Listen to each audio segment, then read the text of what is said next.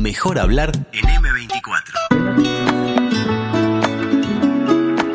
Mejor mirar. Un punto de vista sobre la actualidad.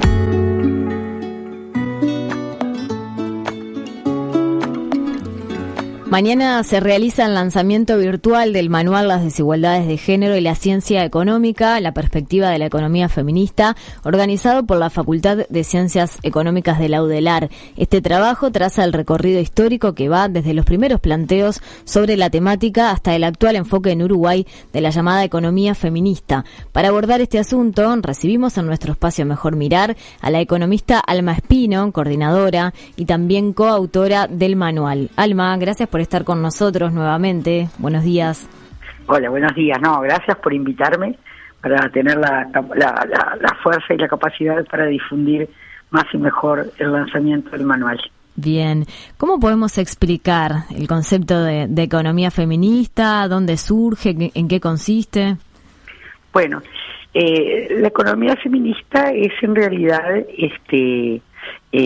originada en primer lugar en la defensa de los derechos de las mujeres, en la discusión sobre la igualdad de oportunidades, en los grandes debates de los años 70 relacionados con el trabajo doméstico no remunerado en los hogares y su relación con las distintas formas de explotación capitalista, y así también como desde otras vertientes donde desde otras instancias políticas, ideológicas, se empieza a cuestionar la participación de las mujeres en la economía, los resultados que se obtienen.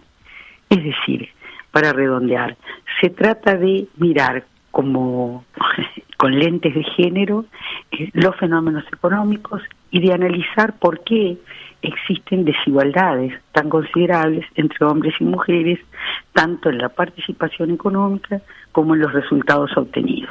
Esto para dar una primera y original mirada, ¿no? Bien, ya nos adelantaste algo ahí, Alma, pero ¿cómo se expresa en la economía más en profundidad, digamos, esa desigualdad de género? Bueno, nosotros, por ejemplo, uno de los temas que nos son muy comunes es que las mujeres y los hombres suelen tener en promedio diferencias salariales muy importantes. Esto quiere decir que los hombres en promedio en todas las sociedades tienen salarios por encima de aquellos que perciben las mujeres. Esto durante muchos años podía explicarse, por ejemplo, porque las mujeres no se dedicaban plenamente a la vida laboral y profesional, porque las mujeres tenían menores niveles educativos que los hombres, pero en la medida en que las sociedades van cambiando, vamos viendo que a pesar de que se logran condiciones de igualdad en otros campos, los resultados del trabajo de mujeres y varones siguen siendo diferentes, es decir, siguen existiendo lo que conocemos como brechas salariales. Bueno, eso uno lo puede considerar como parte de la naturaleza, como una cosa normal del funcionamiento de los mercados laborales, o puede hipotetizar que existen algunos factores de discriminación que llevan a que eso ocurra. Entonces, bueno, todo esto, cómo lo analizo, dónde me paro, cuál es la importancia que tiene, a qué debo atribuirlo, se trata de factores históricos, de factores culturales, de qué tipo de factores son los que están detrás de esto que nosotros decimos la perspectiva de la economía feminista. Bien. Alma, la diferencia entre los salarios, ¿no?, de varones y mujeres es una de las cuestiones en que mayor medida se expresa esta desigualdad, pero ¿en qué otros asuntos podemos ver? Bueno, por ejemplo, si ustedes, si miráramos cualquier encuesta o cualquier información estadística con respecto a la participación en tanto empresarias y empresarios, vamos a ver que las mujeres tienen una menor ubicación como empresarias y en general en las empresas de menor tamaño. Es decir, esto está muy asociado a aquello que se conoce como el suelo pegajoso, es decir, aquellas circunstancias que hacen que las mujeres no puedan crecer en términos empresariales. También lo podemos mirar cuando analizamos los escalafones empresariales y buscamos en qué lugares de las empresas, ya sea públicas o privadas, están ubicados hombres y mujeres. ¿Cuáles son las relaciones de poder que esto supone? Bien. ¿Cómo se explican todos estos factores? La división sexual del trabajo que en su origen, digamos, intentaba explicar estos fenómenos, ¿es suficiente para hablar de estas desigualdades, o hay algunos otros factores que están pesando para que esto, más allá del avance en algunos ámbitos de las mujeres, siga teniendo una brecha importante? Bueno, es muy importante el factor que tú mencionaste, esto que se conoce como la división sexual del trabajo, porque la división sexual del trabajo no es más que haberse desarrollado la comprensión de que lo femenino, ¿verdad?, debe fundamentalmente dedicarse a lo que tiene que ver con el trabajo doméstico y de cuidado en los hogares. Y lo masculino está más asociado al mercado laboral y a lo externo. Entonces, cuando ustedes hoy me preguntaban, ¿hay otros elementos que dentro de lo económico, más allá de brechas salariales, participación empresarial? Bueno, esta es una y muy importante, es decir, ¿cuál es el lugar desde el punto de vista social, cultural, histórico, que se nos deja a hombres y mujeres para participar dentro y fuera de los hogares, por un lado? Y en segundo lugar, y muy importante, es qué valor económico se le atribuye a estas tareas que las mujeres realizamos, mayoritariamente las mujeres, en los hogares, en lo que tiene que ver con tareas de cuidados, en lo que tiene que ver con el trabajo doméstico. Entonces, ¿qué pasa? Esas tareas que realizamos adentro de los hogares y esas obligaciones, entre comillas, nadie, es decir, no es necesariamente nos impongan, pero hay un mandato cultural, hay un mandato de valores. Y esta división sexual de trabajo, nosotras creemos que tanto desde el punto de vista práctico como desde el punto de vista simbólico, operan como obstáculos para el desarrollo personal, profesional y económico de las mujeres.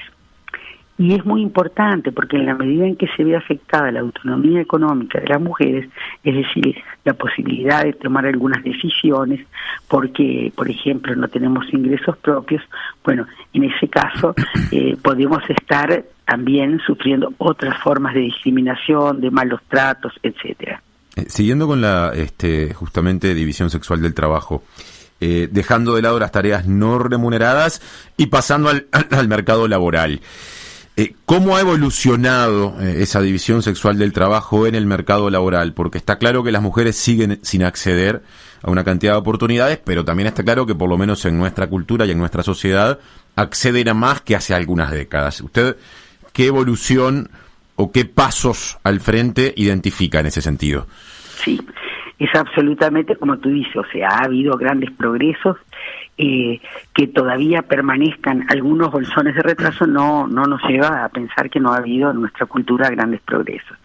Entonces, hay una parte que tú decías, la división sexual del trabajo que se da en el mercado laboral y que es lo que da lugar al fenómeno de lo que nosotras llamamos la segregación ocupacional de género o la segregación laboral de género. Eso se sigue dando. ¿Qué quiere decir? Nosotros podemos seguir viendo que la mayor parte de las enfermeras, nurses, son mujeres, que la mayor parte de las maestros de enseñanza primaria y educación inicial son mujeres, estoy poniendo ejemplos obvios. Sí. Es decir, las mujeres y los varones nos concentramos en diferentes tipos de ocupaciones y en diferentes ramas de actividad.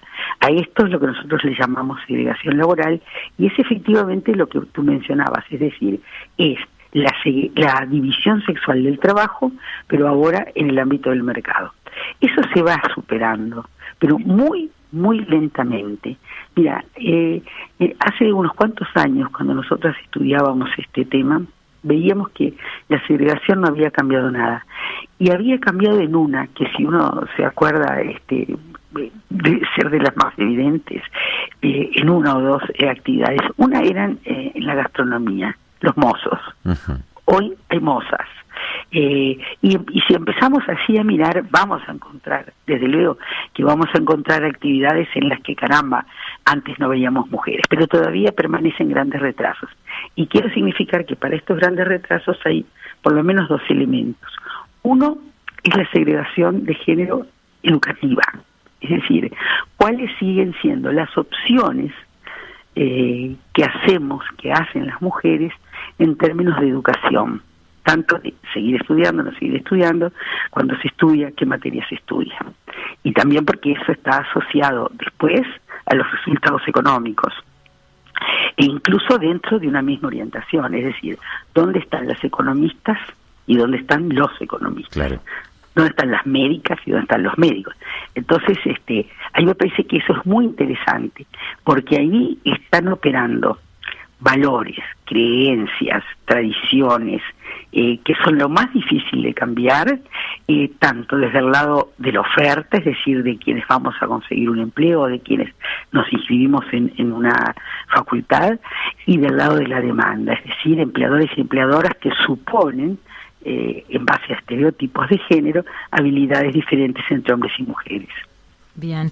Y Alma, ¿qué ha pasado con las tareas de cuidado, ¿no? Cuando las mujeres ingresan en grandes medidas al mercado laboral, ¿se reparten un poco mejor los cuidados o sigue habiendo brechas grandes en este tema también? Bueno, hay un elemento que, para dar respuesta a tu pregunta, en los últimos años se ha usado bastante, que tiene que ver con las llamadas encuestas de uso del tiempo. Es decir, las encuestas de uso del tiempo permiten mucha información respecto a las condiciones de bienestar de los seres humanos, no solamente a las diferencias de género, pero en lo que refiere al uso del tiempo entre las tareas domésticas y de cuidados no remuneradas y el resto, lo que hemos estado viendo es que los cambios son muy menores. Existen, pero creemos que son características muy estructurales, que es muy difícil cambiarlas. Primero porque si nosotros pensamos que son como dos lados de la economía, ¿no? Si lo que pasa en el hogar y lo que pasa en el mercado. Si el mercado no cambia un poco, es muy difícil que cambie el hogar. ¿Qué quiero decir con esto? Si el trabajador, comillas, ideal, es quien puede dedicarse 10, 8, 12 horas al empleo remunerado, el que puede todo, es porque alguien del otro lado está haciéndose cargo de tareas que son absolutamente imprescindibles, pero no solo para otras personas del hogar. Es decir, no quiero decir del otro lado, en los hogares se hacen cargo de los hijos, de los ancianos, no, también se hacen cargo de esos hombres adultos, para que esos hombres adultos puedan dedicarse al mercado laboral en las condiciones que el mercado laboral exige. Entonces, ¿qué quiero decir con esto? Quiero decir, el mercado laboral también tiene que cambiar, es decir, los cambios en la sociedad no pueden darse de un solo lado, ¿verdad? Entonces, si nosotros pensamos en que los objetivos de la economía y en general, como nos demostró la pandemia también, ¿no? Es decir, hay una asociación muy fuerte entre economía, desarrollo, salud, cuidados, ¿no? Entonces tenemos que ver que esto tiene que funcionar de una manera mucho más armónica de lo que está haciendo. Hoy en día nos estamos basando en que los cuidados se dan mayoritariamente por parte de las mujeres, mayoritariamente en forma no remunerada, y cuando se dan en forma remunerada, es en forma súper precaria, ¿verdad? Con salarios más bajos, irregulares, sin seguridad social, etcétera. Me estoy refiriendo al servicio doméstico remunerado, que aunque ha mejorado muchísimo a partir de la ley de 2007, aún permanece siendo uno de los trabajos más precarios. ¿Y qué herramientas, sí, Alma, en términos de políticas públicas deberían desarrollarse más o eventualmente desarrollarse desde el cero, si es que ya no existen, para que estas realidades cambien, o por lo menos para acelerar el ritmo de los cambios que en algunos casos ya se vienen dando? Sí, yo creo que el Uruguay había iniciado un camino muy interesante en términos no solamente del acompañamiento práctico, y con esto quiero decir políticas de cuidado como las que comenzaron a desarrollarse a partir del Sistema Nacional Integrado de Cuidados, y también a partir de diferentes iniciativas de política pública en los medios de comunicación, etcétera, porque, vuelvo a insistir, no solamente las familias, las mujeres, las personas necesitan que se les dé un apoyo práctico en términos de tener con quién dejar a un enfermo, a un adulto mayor que requiere cuidados, a un niño en un lugar adecuado, sino también en dar la libertad desde el punto de vista del pensamiento, de la cultura, a elegir lo que queremos hacer, cómo lo queremos hacer, etcétera. Entonces, a mí me parece que el Sistema Nacional Integrado de Cuidados fue y lo ha sido como un gran ejemplo para toda América Latina. Se ha trabajado mucho con los ojos puestos en Uruguay, pero lamentablemente en los últimos tiempos ha tenido diversas problemáticas asociadas a falta de presupuesto, a cambios de gestión, a cambios de ubicación de los programas, que a mí me parece que son muy peligrosos porque pueden hacer que algo que realmente era una especie de orgullo del Uruguay se quede en la nada. Y por otro lado, a mí me parece que también es muy importante considerarlo dentro de las políticas educativas, de las políticas comunicacionales. No sé, pero por ejemplo, este programa que estamos desarrollando hoy, ¿no? Y eventualmente otros que se puedan hacer y los debates que se puedan organizar, me parece que nos están haciendo pensar y de alguna manera son bastante liberadores y o sea, nos permiten cambios. Uh-huh. Alma, para finalizar, ¿qué se pretende aportar con la creación de este manual que se va a lanzar mañana en la facultad? Bueno, yo estoy muy contenta, la verdad.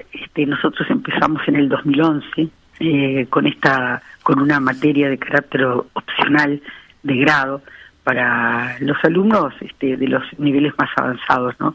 Porque lo que hace este manual es conducir a través de los distintos temas económicos, de las distintas unidades que se pueden estudiar en economía, esta mirada feminista o esta mirada a partir del uso de los lentes de género.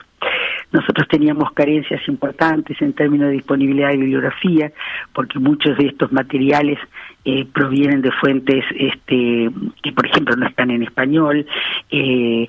Había que recurrir a una diversidad enorme de artículos, que esto también complica un poco. No quiero decir, este manual no va a sustituir nada de eso, pero nos parece que puede ser una ayuda, puede ser una guía para los estudiantes, ayuda a la reflexión, tiene preguntas, planteos, ha sido apoyado y financiado por la Comisión Sectorial de Enseñanza.